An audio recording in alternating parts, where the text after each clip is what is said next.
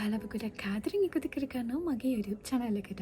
ඔයාලා මගේ වීඩියෝ වලට අලුත් කෙනෙක් නම් මම මලිති. අද මම කතා කරන්න ආවේ ජපානයට SSW වීසා වලින් යන්න තියෙන ලේසිම සහ පහසුම ක්‍රමය ගැන.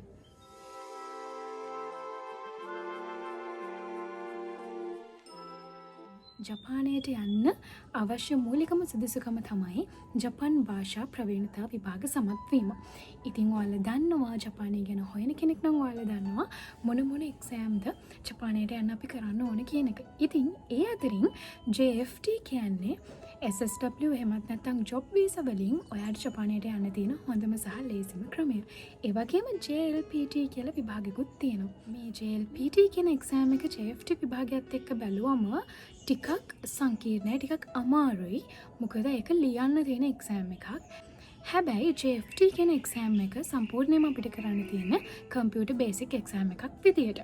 ඒ වගේම තමයි JFT කියන එක්සෑම් එක දවස් 45න් 45ට අපිට ලියන්න පුළුවන්. ඒ වුණාට JLPT කියන එක්සෑම් එක අපිට ලියන්න පුළුවන් ඉන්නේ අවුරුද්දකට දෙපාරයි මාස 6න් 6ට. ඉතින් JFT සහ JLPT කියන එක්සෑම් දෙකේ වෙනස ඔන්න ඔය විදිහට තමයි තියෙන්නේ. ඉතින් මම හිතනවා ඉක්මනට ජපානයට යන්න ඕන කෙනෙක් නම් ඔයා JFT එක්සෑම් එක කරන එක ගොඩක් හොඳ වේවි කියලා. අද මම මේ වීඩියෝ එක අරන් ඉන්නේ JFT එක්සෑම් එක මම කොහොමද එකපාරින් පාස් වුනේ, මම කොහොමද පාඩම් කරේ කියලා ඔයාලත් එක්ක බෙදා ගන්නනේ. ඉතින් දැන් ඒ වීඩියෝ එකට යමු. මුලින්ම කියන්න ඕනේ JFT එක්සෑම් එකට අපිට අධ්‍යයනය කරන්න ඉරදොරි පොත් 3ක් තියෙනවා. ඒ ඉරදොරි පොත් තුනේ වචන 3000කට අධික ප්‍රමාණයක් තියෙනවා. ඒ වගේම kanji 450ක් තියෙනවා.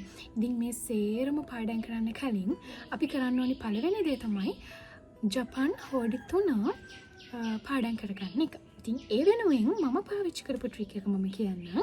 මම අඟල් භාග කොට රූල් වල සම්පූර්ණ හොඩි 3ම ලිව්වා. kanji වලට මම තව ස්පෙෂල් දෙයක් පාවිච්චි කරා. මම ඒක වීඩියෝ එක ඉස්සරහදී කියන්නම්. ඒ නිසා දිගටම වීඩියෝ එකත් එක්ක එකතු වෙලා ඉන්න කියලා ආදරෙන් ඉල්ලනවා. මම හොඩි වලට මෙන්න මේ වගේ පොත් අරගෙන ලිව්වා හිරංගන කතකන kanji. මම පෙන්නන්නම් කොහොමද මම කරේ කියලා. මෙන්න මේ විදිහට තමයි මම අකුරු ටික ප්‍රැක්ටිස් කරේ. මේ ලියන ගමම මම අකුරු ටික මතක තියාගත්තා. ඉතින් මම ඔයාලට කියවනේ kanji 450ක් තියෙනවා කියලා. මෙන්න මේ kanji 450 මතක තියාගන්නවා කියන එක මම හිතනවා ජපන් කරන්න හීන දකින අයටත් ලොකු ප්‍රශ්නයක් වෙන්නේ නැති කියලා. ඉතින් මම මේ කියන හදන ලේසිම ක්‍රමය ඔයා අත්හදා බැලුවොත් ඔයාලට පුළුවන් kanji දැකපු ගමන් අඳුර ගන්න. මම පළවෙනි ක්‍රමය තමයි පාවිච්චි කරපු මෙන්න මේ විදිහට කාඩ්ස් හදාගත්තා. kanji වලට කාඩ්ස් හදාගෙන මේ kanji මෙන්න මේ විදිහට kanji ඉස්සරහා ලියාගත්තා. මේ පැත්තේ තේරුම ලිව්වා kanji.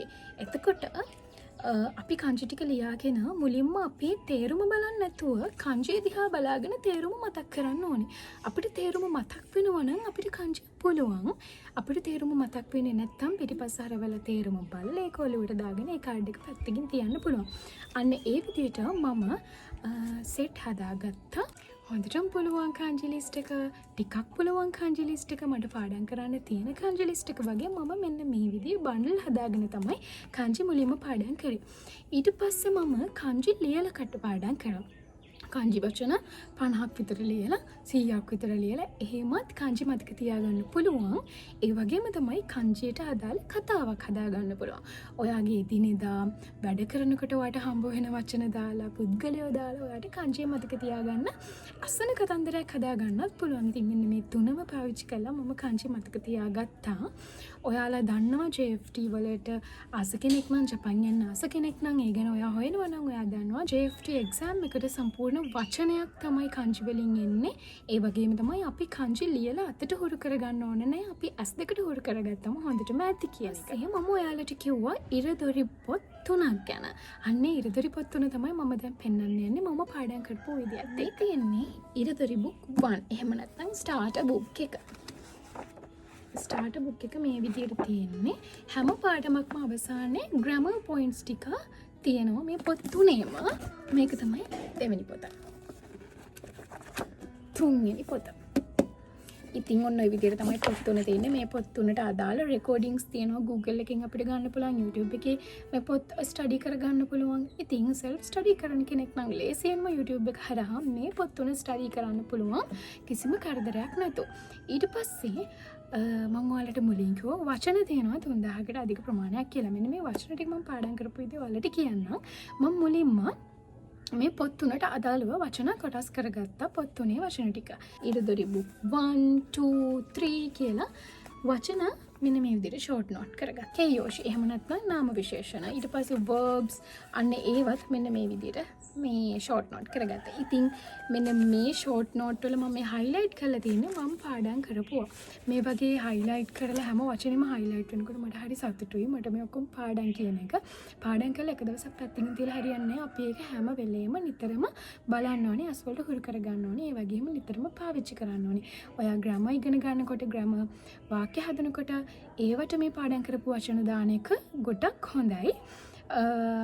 ග්‍රාමර් එක වගේම වචන මතක තියාගන්නත්. ඒ වගේම හිරංගන අකුරු ඇස් දෙකට උඩ කරගන්න මම ගොඩක් කයිව කියවා. කයිව කියන්නේ සංවාද. ඉතින් ඉරදොර පොත්වල තියෙන්නේම සංවාද. ඉතින් මෙන්න මේ පොතේ හැම පාඩමකම මේ පාඩමේ අවසානයේ ග්‍රැමර් ටිකයි සංවාද ටිකයි තියෙනවා. ඔයාලට පුළුවන් ඒ ටික ට්‍රාන්ස්ලේට් කර කර හරි කියවන්න. එතකොට ඔයාගේ හිරංගන කියවීමේ හැකියාව වැඩි දියුණු වෙනවා කියලා මම විශ්වාස කරනවා. මේවා මම පාවිච්චි කරපු පොයින්ට්ස්. ඉතින් ඔය විදිහට තමයි මම වචන kanji සහ ඉරදොර පොත් ටික අධ්‍යයනය කරේ. පාඩම් කරන්න මම මුලින්ම දවසට වචන 30ක් පාඩම් කරා. ග්‍රැමර් පොයින්ට්ස් 5ක් පාඩම් කරා. මම අන්න මේ විදිහට දවස බෙදාගෙන තමයි පාඩම් කරේ. එතකොට දන්නේම නැතුව තමන්ට අවශ්‍ය කාලෙ වෙනකොට හැමදේම පාඩම් කරන්න පුළුවන්. ඉතින් එකපාරක් බලලා හරියන්නේ නැහැ. නිතරම බලලා මේ වචන එහෙම පාඩම් කරගන්න ඕනේ. kanji හැම වෙලේම හැට හුරු කරගන්න ඕනේ. මට ඔයාලත් එක්ක බෙදා ගන්න ඕන වෙලා තිබුණේ මම පාඩම් කරපු විදිය. ඉතින් මම කොහොමද වචන ටික පාඩම් කරේ, මම කොහොමද kanji පාඩම් කරේ, මම කොහොමද ඒ ඔක්කොම බැලන්ස් කරගත්තේ කියලා එක. මම හිතනවා මේ වීඩියෝ එකෙන් ඔයාලට ලොකු දැනුමක් එන්න ඇති කියලා. ඒ වගේම කියන්න ඕනේ දැන් JFT exam එක කරනවද නැද්ද කියලා අර වැටෝඩ ඉන්න පිරිසක් ඉන්නවනේ. අන්න එයාලට මම කියන්නේ අනිවාර්යයෙන්ම කරන්න. හිත ඉන්න එපා. මොකද මේ ගෙවෙන්නේ දවසින් දවස ගෙවෙන්නේ ඔයාගේ කාලය. ඔයාගේ අනාගතය වෙනුවෙන් ඔයා කැප කරන්න ඕනේ කාලේ. ඉතින් මේ කිසිම දවසක් අත්හරින්න එපා. එක විනාඩියක්වත් එක තප්පරයක්වත් අහක දාන්න එපා. ඔයාලට දැන් හිතෙනවා නම් ජපාන් යන්න මම එක්සෑම් එක කරන්න ඕනේ කියලා. ඒක ඔයා අදම මේ දැම්ම පටන් ගන්න. ඔයාට YouTube එකේ ඕන තරම් ක්‍රම තියෙනවා. JFT ගැන හොයන්න, පේපර් එක ගැන අහන්න, කොහොමද ලියසිද අමාරුද කියන එක හොයන්න. ඉතින් මං ඉස්සරහට තව එක්සෑම් එක ගැන ගොඩාක් දේවල් ඔයාලට අරන් එනවා. ඔයාලත් එක්ක බෙදා ගන්නවා. ඉතින් මාත් එක්කම ආදරෙන් එකතු වෙලා ඉන්න කියලා ආරාධනා කරන ගමන් ඔයාලගෙන් ඉල්ලනවා මේ වීඩියෝ එක ඔයාලට කොහොමද ෆීල් වුනේ, ඔයාලට කොහොමද දැනුනේ, මේ සම්බන්ධව මොනවද ඔයාලට ප්‍රශ්න තියෙන්නේ කියලා කමෙන්ට් සෙක්ෂන් එකේ කමෙන්ට් එකක් විදිහට දාන්න කියලා. ඉතින් හැමෝටම මම රිප්ලයි කරනවා. රිප්ලයි නොකර ඉන්නේ නැහැ. ඒ වගේම මතක් කරනවා මගේ channel එක subscribe කරලා මට like කරලා share කරලා මාත් එක්ක එකතු වෙන්න. ඔයාලා ගොඩක් ආදරෙන් සැපෙන් සනීපෙන් ඉන්න. මම ආයෙත් ඉස්සරහට ලස්සන වීඩියෝ එකකින් හම්බ වෙනකම්